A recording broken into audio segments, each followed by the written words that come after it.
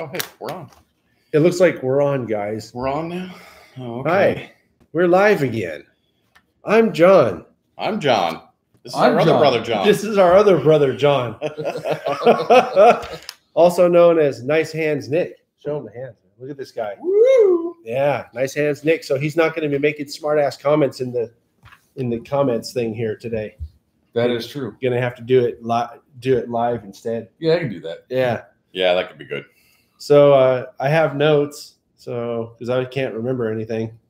And the first note says to show people my dirt shirt. See that? Dirt. That's from the Nevada Northern, right? Dirt. I want to thank Eric Mensis for letting me know when these came in stock so I could get one.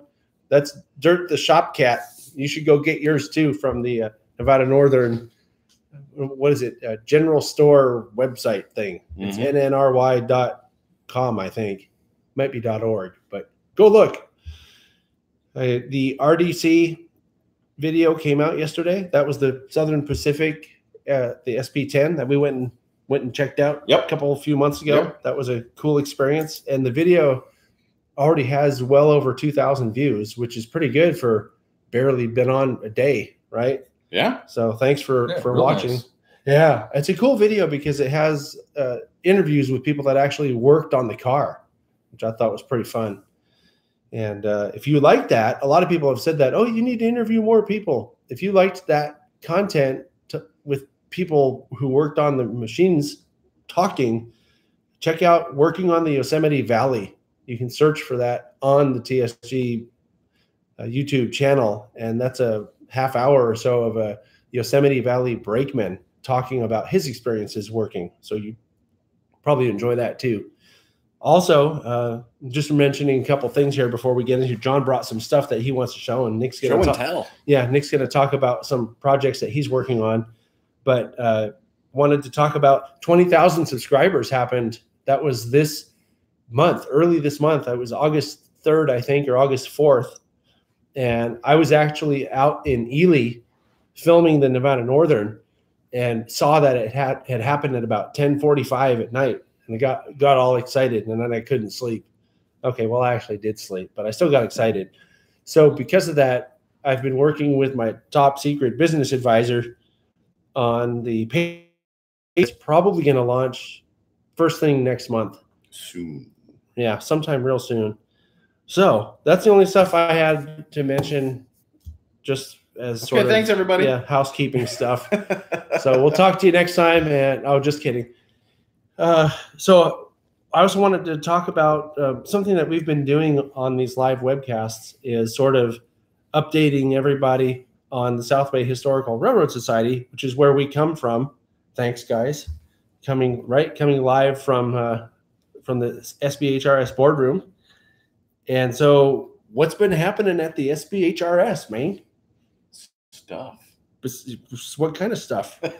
I can ask the questions. A lot of track cleaning, a lot of painting of the building. Always. Yeah, we just finished about a month-long project of weekends painting the north end of the building. So we painted the north. Basically, it's the passenger waiting area chunk of the building that was added on in the early 1900s. We painted 3 sides of it, restored a lot of the wood, resurfaced a lot of the wood, redid the windows, replaced windows. I mean, it was a big project, but it hadn't been done for over 10 years, so it looks great now. We should get some pictures of that up on the website. We can do Facebook or one of those things. Sure, we can do so. We can do such. Shoot, I can't add them to this video later because YouTube doesn't allow me to go back and edit stuff that's already uploaded. Yeah. But we can post that to the Facebook page. You can post it to the SBHRS Facebook page, which there is an SBHRS Facebook page, by the way. There is. Is it under the initials? No, I think it's Yes, it is. You can find it either way. Oh, so if you search on Facebook for SBHRS or for South Bay Historical Railroad Society, you'll find the SBHRS Facebook page. And by the way, the computer is really far across the table, so I can't really see the comments. We're going to do a dedicated sort of Q&A thing later on. So if you put comments in the comment section there and nobody says anything, it's because we can't see it because the computer's way across the table. Well, here, let me turn it on. I've got it on my phone too. Oh, turn the phone on so I can see it. Oh, okay. Well, if there's any neat comments that we need to know about, mention it, and we'll answer them as we're going. So we went, John and I, and my top secret, what was she yesterday? Business advisor / she was the top event planner. Top secret event coordinator. There we go. Yeah. There we go. And my top secret event coordinator went yesterday to the Bay Area Garden Railroad Society's open house in the South County District, which extends from, I think, Morgan Hill down to Hollister, basically. And we're getting a feedback. Yeah, let me turn the volume down. Yeah. So we went and saw, I think, Four if you count the historical park. Yeah, we saw some layouts.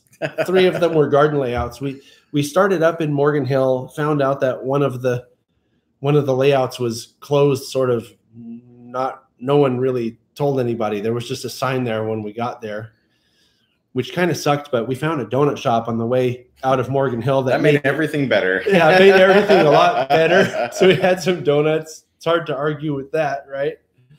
And we ended up in Hollister, where we met up with Nick and his top secret advisor.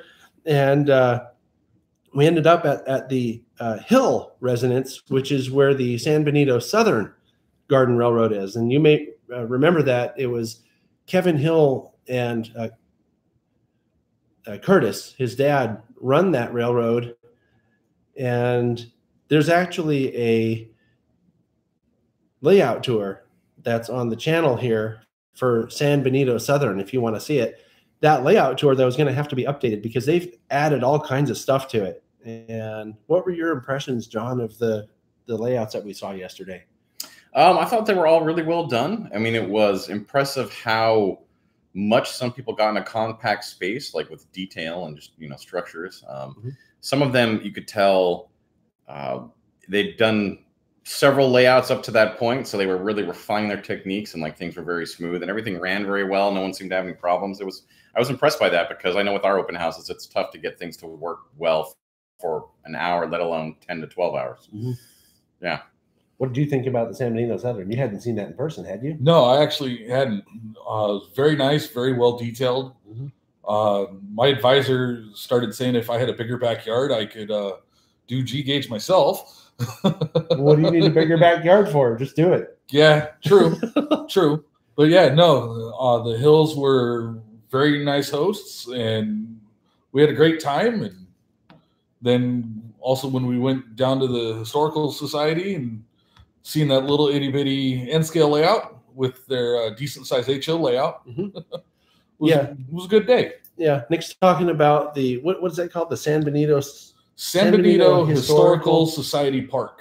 Yeah, it's in the building up there. I forgot the name of the guy. The building is named after some guy. Yeah, Jim something. I just next to the visitor center, right? Yeah, and I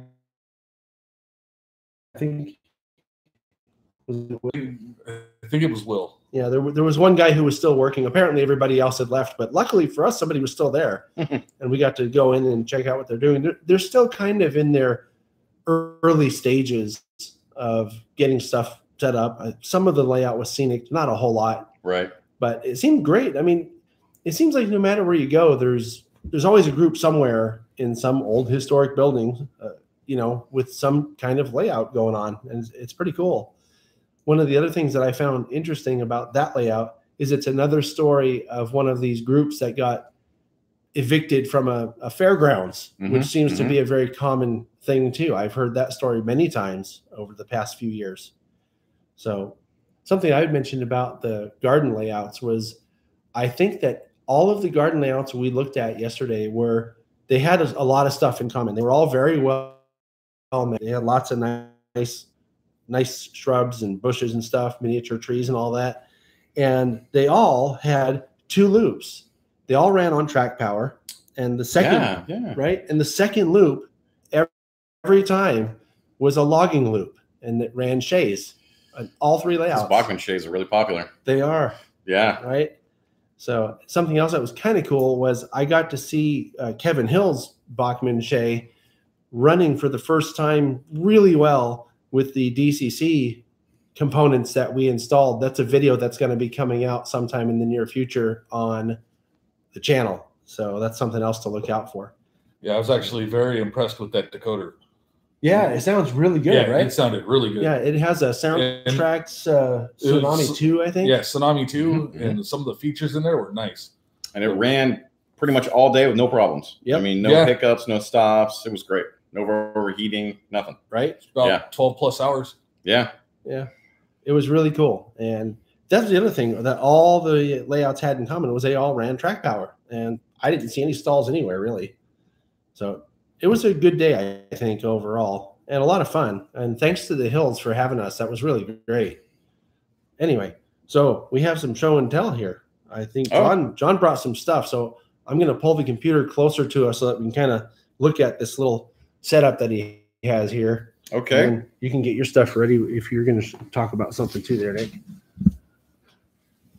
Well, I don't know how much will show up. I've been doing a lot of lighting projects lately, and I brought some of the results today. This is an HO scale. You can kind of see, there you go, truck. I don't know who makes this model. I got it off of our layout here. It was a Classic Metalworks. Classic Metalworks model. And what I did is I drilled out all the lights on the side of the trailer with an 80 drill bit and used fiber optics. And then on the inside, there's LEDs on the fiber optics, which if we turn off, do you want to try to turn off the room lights maybe, Nick? We can try that. Yeah. If we turn off some of the lights, it should show up here that the marker lights on the sides and on the back of the trailer are lit. And it's still too bright probably. But at any rate, the tail lights are lit. So it'll be on the layout, and at night it'll light up and look nice when we do night running. Let's see what else I got. I also did an N scale.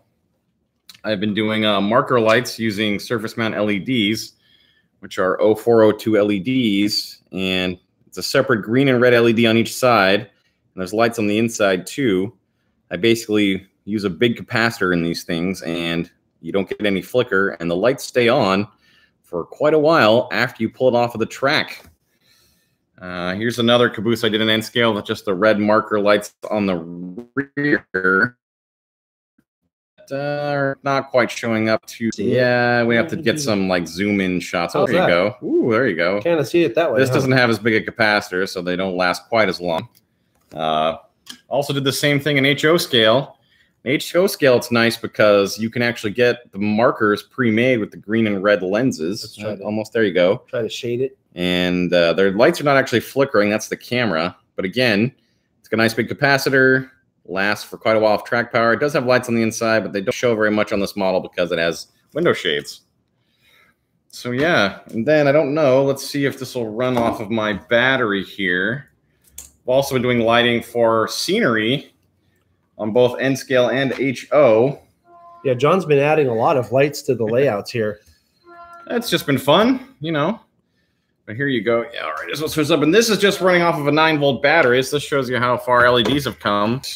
Over the under the awning here where the box cars will pull up. And then we've got a nice little Woodland Scenics gooseneck light over the rear door here that gets banged around a little bit, but that's lit up too. And this is bright enough to see with the studio lights on here running off a 9-volt battery. So you don't need very much to accomplish a lot. And these are just the LED strip lights you can get from Amazon for, I don't know, 10, 20 bucks for a spool of like 50 feet. And I just cut them up, solder them, and they work great. So that's show and tell for today. That's Wiley's portable workbench. Oh, get more lights. Yeah. Oh, I know. I think I look better in the dark. Yeah. Right? Well, we weren't going to say anything. Yeah, they're not going to argue either. So what have you been working on, Nick? So I'm actually parts to come in, and I'm going to be doing a detail project on a EMD SW1. It's going to be 4WP, but I'm going to be doing KV models, makes a lot of stainless detail frets for it. So it'll be changing. I'm going to change out the grills. It'll actually have see-through grills with, you can see the radiator fans and everything. And so I'm going to do a review on the product as I'm doing a detail and custom paint into WP 501 sounds as cool. Delivered. Yeah, sounds cool. Is it you're going to make it somehow smoke too? I don't know if I can. Well, you know, it's Alco, right? Yeah. So no, it's EMD. Oh. Yeah, it'll be an EMD SW1. Look at how stupid I was. Well, you know what? EMD smoke too. Yes. Not as much as Alco's, but they smoke. If I do RS1. That sounds cool, and hopefully you'll bring it and show it sometime, huh? Oh yeah, that'd be cool. All right, maybe we should do some of this question and answer stuff. So if you get questions for John or Nick here, or if you have a question for me, I'll try to answer. Just pushing the computer back so you can see all of us. Is that good? Sorry, I'm trying to spell on my phone and I'm not so good at it. Are you answering questions? Yeah, I'm responding to the chat here because that's too far away to read for me at any rate. Yeah, if I scoot up, I can kind of see it with my glasses. Let's see here. Or we could all just hold on. Well, I think we all smell okay. Here, let's just try this. I can't. What are you gonna do? He's probably broke it. There's an earthquake. Yeah. All right. Oh, we can just everybody. Come on, Nick. Come on, Nick. Yeah. Come on. All right, now we can read it. All right. Yeah. Yeah. Okay. Twilight. Someone's asking about the trains at Twilight. Oh, trains at Twilight are. You want to talk about it, Nick? Here. Oh. It's an event we do. Normally, usually it's been Friday nights. When we've been doing it 21 and over because we like to partake in adult beverages. Right, but it's not every Friday night. But it's not every Friday. It's sporadic that it happens. And when we go and operate, for the reason of all the lighting, we're running the layouts with the lights off a lot of the times. So all the lighting effects in the cars, the locomotives, the buildings, everything can be seen. And a little bit better effect than when we're normally open to the public, when we have to have all the lights on and have the layout bright for safety reasons. Okay, we have another question. Is that it? Yeah, that's it. We have another question. Thanks for making a great video. And you're welcome. What would be your scale recommendation for a beginner? Anyone who you want to take that one, John, since Nick was talking? You want to take it?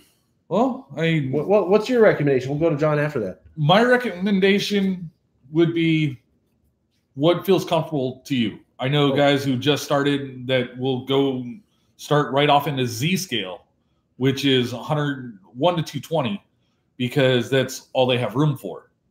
Myself personally, I started off with HO, which is 1 to 87 scale.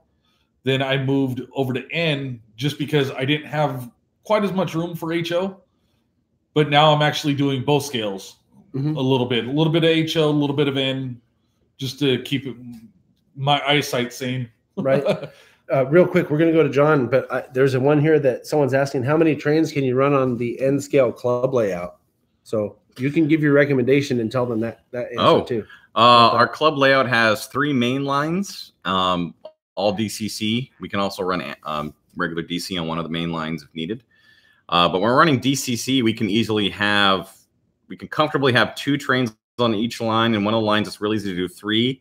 So I would say we can do 7 to 8 trains without working too hard. If we're really paying attention, we can do 9 to 10. But that requires a lot of people watching what they're doing, because you always end up catching up to the guy in front of you. Yeah, it requires not talking to people and getting distracted. Not going and getting coffee and forgetting what you're doing and everything else. Yeah, because I've seen people, have near misses, if not collisions, because you get distracted, right? Somebody walks in, they're like, "Oh, hey, I like your train," or whatever. What is it? And then you start talking to them, and next thing you know, someone's yelling at you, "Hey, you ran into my caboose," or something. Yeah. So, what would you recommend for people starting out? Yeah. Well, the easy answer is HO, I would say, only because it's ready to go models and equipment and everything else. It does take up more space, but if you just want to get some stuff and get rolling, most clubs have HO.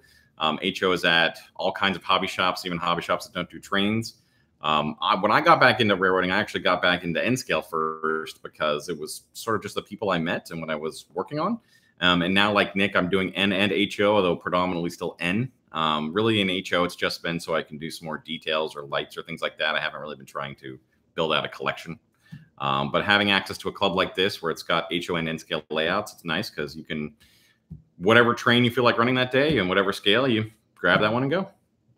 I'm with you. I'm with both of you guys. I think that I find that HO is a lot easier to work on of it, but for some reason I like and have liked and I still like N best. And I don't know why. I think I have mostly N scale stuff, but you know, I find it harder to work on for sure. Yeah, N is harder to work on, but the one thing I like about N that keeps me sticking to it, you run longer trains in a smaller space. That's for sure. Yeah, you can do 50 car freight train in N scale and say it takes up 15 feet at and that's running really long cars. And you go to a 50-foot train or 50 car train in HO, and you're taking up 30 to 40 feet. Right. Yeah, you really do need a much bigger layout space, right, to run a lot of HO stuff all in one train. Which is one of the big reasons people join clubs like this, is because it's easier to have that big space. Correct. Right, and we already have the space. I think the HO layout here is 70 feet long. Something like that. It runs the whole length 70 or 80 feet long, building, right? And then it has with multiple peninsula run. So definitely couldn't do that in my townhouse. No, not without that helix I keep telling you to build. I'm not building a 2-story helix. How about an HO scale helix in the backyard that goes up 2 stories? That'd be pretty awesome. No, I was trying to talk me to G yesterday. G scale helix. The G scale helix, going up to the bedroom. Yeah. He can build that. We're trying to talk John here. Oh, I'm going to run this past the audience here because I think this is a great idea. John has a townhouse that he lives at, and so the backyard's not that big. And you know, it sounds like Nick has this too. So maybe you could do this too. Maybe you guys could both do it. I'm trying to talk John into building a G scale or, you know, whatever, FN3 scale, garden scale, helix in his backyard. They could go all the way up to the top story. It could go in the house. They could go run in one window and run back out the other window and then come back down. Maybe you could even run it inside the house all the way down somehow. You know, this was your idea, and you have the biggest backyard of the three of us. I think we should go to your house. Yeah, but you guys are better at this stuff. I don't know what though. I think his secret advisor, would throw the kibosh on that one. I don't know. No. There was some tacit approval if you know, the Gardner era could be made to deliver certain adult beverages. That's right. Was, that a possibility. That was said a lot yesterday. Yeah, I did hear that a lot yesterday. By multiple advisors. I'm not bringing you guys on again. They gang up on me. We do it on purpose. Yeah. So somebody had asked to see the cat shirt. This is the Dirt the Cat shirt. You can get yours at the Nevada Northern Railroad's website.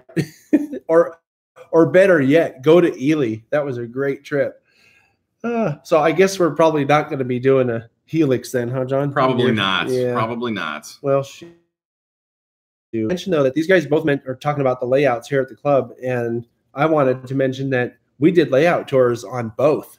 And that gentleman that joined us last month, Robin, I called Robin a gentleman. Hey, you gotta be nice to him once in a while. Yeah, he actually was the host for the N-Scale layout tour on the channel a while back. So if you search on the channel for SBHRS N-Scale or SBHRS HO scale layout tours, you'll find them in the layout tour playlists, I guess.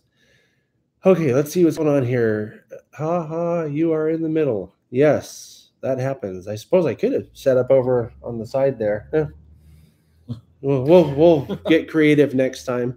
So someone's asking about soldering for a white metal kit. Do they make static ones that are recommended for a white metal kit? Nick, you want to talk about this? I don't really know about that stuff.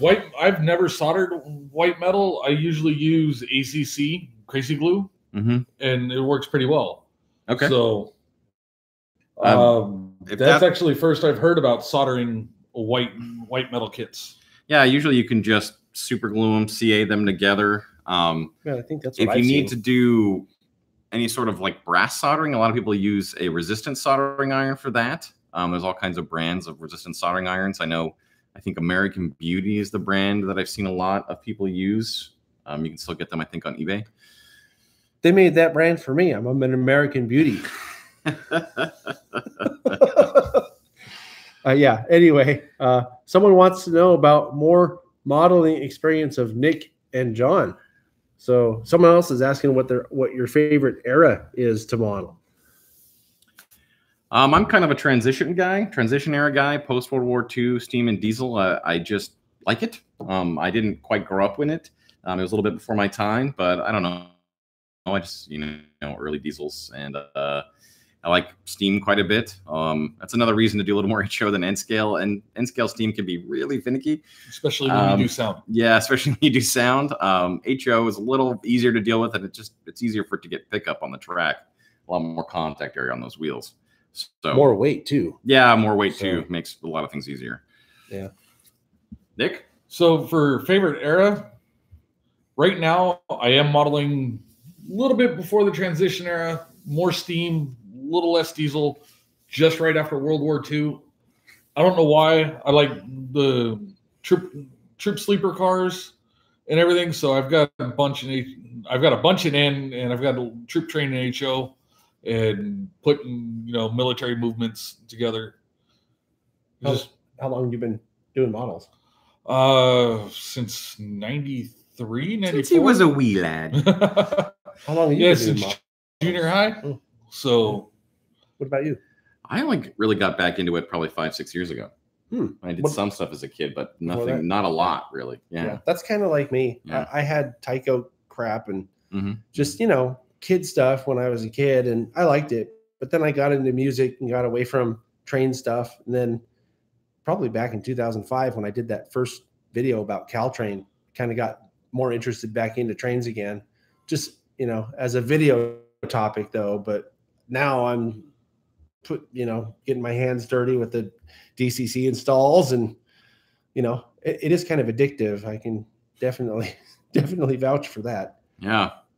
That's what's happened with me and all these lighting projects. I've just super gotten into it, and I just keep finding things to stick lights in. Right. Yeah. So someone else is asking, tired of gluing the kit with different types of glues and epoxies, doesn't seem to want to go together. Huh.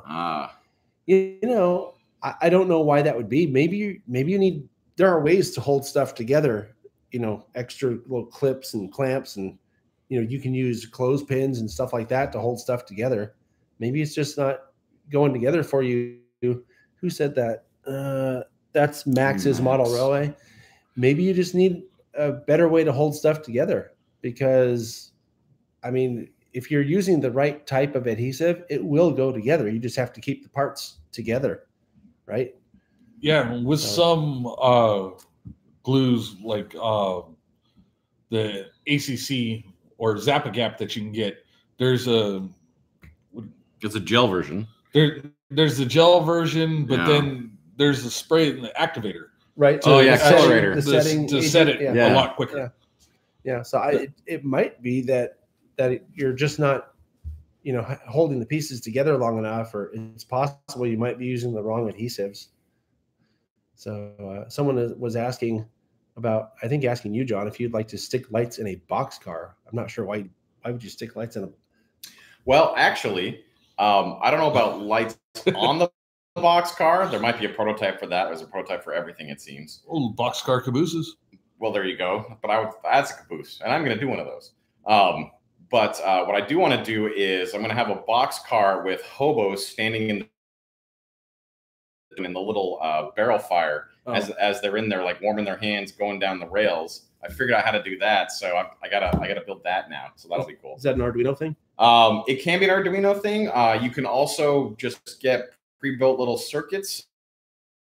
So engineering without the E on the beginning, but just an N, is a great company, and they make these tiny circuit boards that will fit in an N-scale boxcar, probably in a Z-scale boxcar, and that has everything built in. So it just needs power and an LED, and you're good to go. There's also, and I bet this would work, just thinking of doing stuff on a budget, there's these little LED, I think they call them T-lights, T-candles, that flicker. What if you dissected that? And so other guys on our HO layout have done that. All the little like arty LED strings you can get around Christmas time, like they make ones that are like these little sets that are like very short. You can pull them apart and put them on like fake bushes and things. They run off of batteries. They've used those on our layout. Just about any of those tiny little battery powered lights now, you can take them apart and use them. On On the what's the garden layout we hung out on all day yesterday? San Benito Southern. So on the San Benito Southern, they have gone ahead and taken 12-volt landscape lights apart and used those lights in their all the way down to the bulb. Yeah, all the way down to the bulb and the wire, basically, and they use those in their buildings outside, and it looks great. Yeah. So Kevin, there's a lot of local stuff at the hardware store you can make use of, and I mean LEDs, you know, on eBay from China are very inexpensive, and also on Amazon.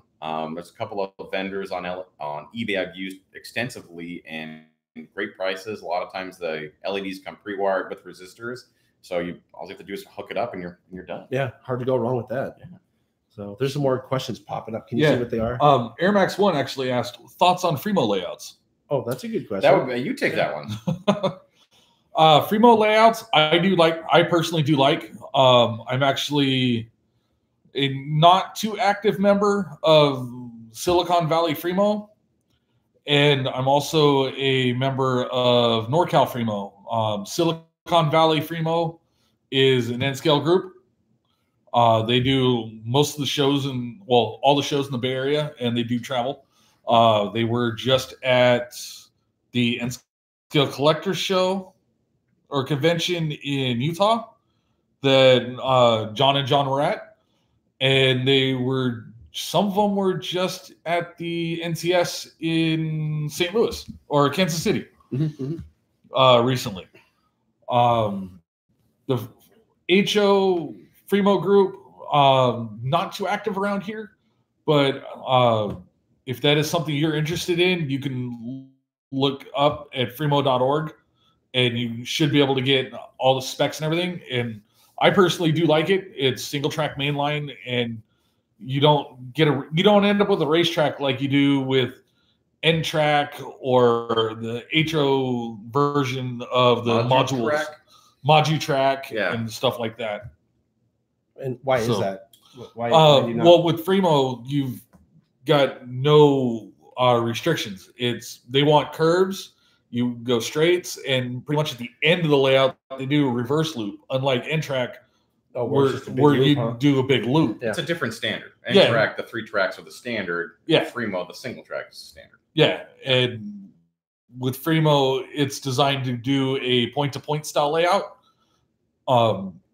In comparison to just a big oval when it's all said and done. They both got pluses and minuses. Yes, they do. In certain parts of the country, N-Track clubs, there's a ton of support. Oh, yeah. Yeah. There's a lot of support here in the Bay Area. You have Peninsula N-Track. You've got Bay Area N-Track. I think there's one more. Can't think of it off the top of my head. But, yeah, there's pluses and minuses on both sides. But yeah, I do like the Fremo aspect. So plus, it's easy to work on a single module at a time. Yes, finish it. Yes, that it is. That it is a lot easier than working. Yeah.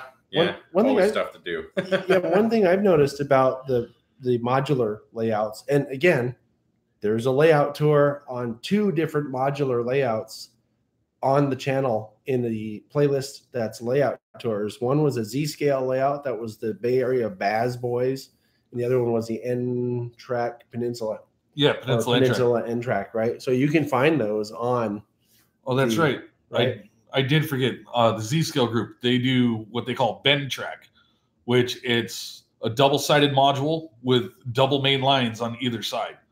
So they've kind of got the aspect same as Fremo, where they want the bends and everything, but their layout is double-sided. So you can go out and do like a full Y and just have 2 continuous loops all the way around. And it's pretty fun to operate. I did operate with them for a while too. Yeah, very cool. Hey, look at that. Someone did a super chat. James Wilmus, $2. Thank you very much. I need something to do. Need a light or something. Yeah, we'll be the light this time. Thank you, James, and thanks for the compliments and for the donation. It's appreciated. So another question here. Lone Wolf 777 asked about Mars lights. For a Mars light, you can use a regular LED, a regular white or warm white LED, depending on the look you're going for. And then to simulate the Mars effect, you can either use a DCC decoder. That's a really easy way to do it. Or you can get a pre-built circuit. Richmond Controls and Engineering, the company I mentioned previously, both make individual circuits for Mars lights that will run on DC. So you can go that way. They also have circuits for all kinds of other effects like beacons or gyro. Fire flicker, flashing red, kind of like a light on the end of the train. Yeah, flashing rear end device. Also Freds for a more modern area, which is the end of the train device. So you have all that.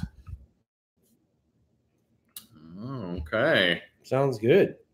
Yeah, DCC, probably the easiest way. That's going to be the quickest way to go. Yeah, that's just set a CV and go. Yep. Pretty much. And there are also, I've noticed, at least on some decoders, there are varying types of oscillations or flickering that you can set it to. Oh yeah. It's not just on or off. You can choose, from several different. You can change the rate of flashing, the duration, this brightness, all kinds of things. Sure. Okay. Someone's asking to, it looks like someone's asking to, they're talking about this China factory closure. Plastic guard.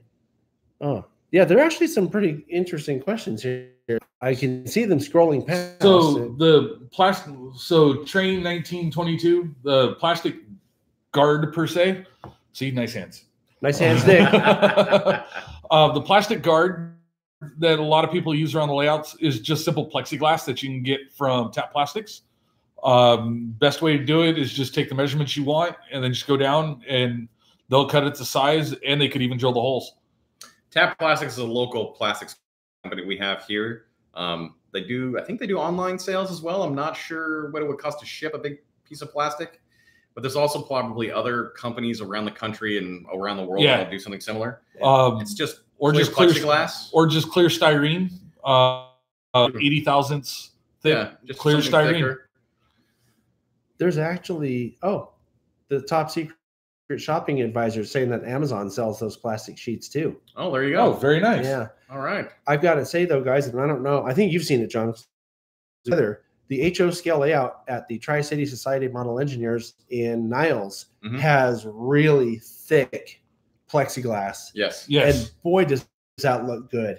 And boy, does it protect the layout. Because, we have at this layout, it's sort of a thinner thing. I think because it needs to be flexible to fit into the pockets, right, where the layout curves. Yeah, they are just one straight line. Yeah. They don't have, it's not as roundy. Right. But I've seen little kids and they put their hands up like that and you can see it. It looks like it's going to break. Well, part of that is cost too. Right. The thicker stuff costs more.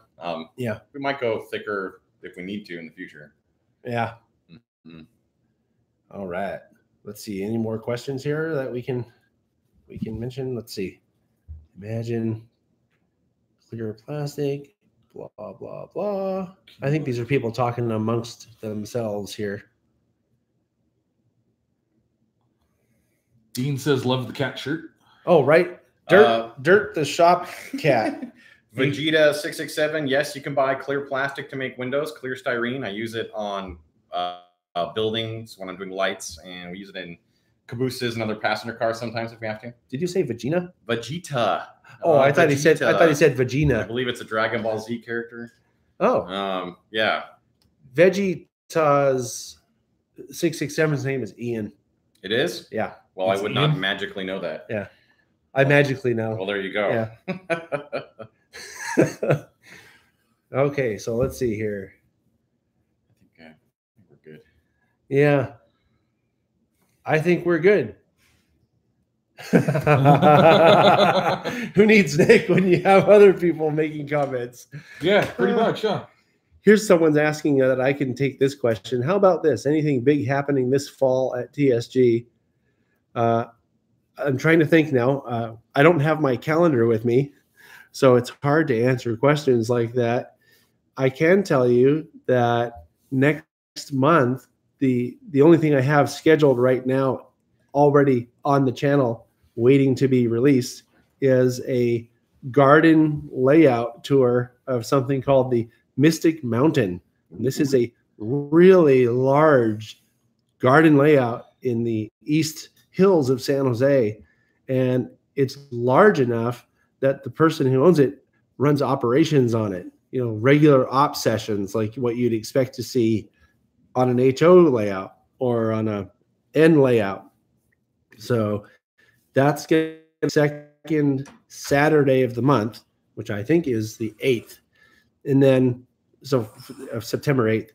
And other than that, I'm working on a video about the Sierra, the history of the Sierra Railroad. I don't think that's going to be done by fall, but work does continue on that one.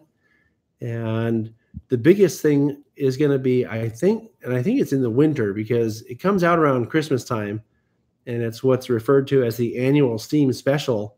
And the annual Steam Special this year is going to be about the Nevada Northern in Ely. And that's what this shirt is related to. The cat on this shirt lives in the engine house, the engine shops at the Nevada Northern. And these shirts just came out this week. So just FYI. So, yeah, I mean, the other thing to mention is every month I do the monthly podcast, which is the first Saturday of the month. And I let everybody know what's coming out that month. So that's probably the best time to catch me, about what's coming out or what's going on on any given month, because I try to schedule stuff far enough in advance that I can let you know what it is on that day. So anyway, I think we're going to probably wrap this up because we've been on for a while here. Is there anything else that you guys wanted to hear? Let me bring it closer. Is there anything else you want to talk about, Nick? No, I'm good. You guys have a great week, and we'll see you next time. Yeah. And what about you? Have a great week, everybody. We'll see you on the next podcast. Live podcast show thing. Live that this is. Yeah. This thing. The live webcast. There you go. Yeah. I'll see you on any live webcast because sometimes I just do them right from my desktop. And I'll catch you guys. Thanks for coming. Thanks for watching. And we'll catch everybody. It seems to happen on the third Sunday generally. I ran a poll, just so you know, I ran a poll last month on the regular podcast to find out if there's a better day of the week, and I'm waiting for the results of that poll. So there's a chance that we might be doing a live webcast on different days. Just got to wait for the results of the poll. If you haven't taken the poll, go to the podcast for August. It came out, earlier this month, and take the poll. All right. I'll see everybody later. Bye. Have fun. No, I'm just going to let it run for about 20 seconds because So now we should just mouse everybody, then we do the thing they do in the news, like. Oh, right.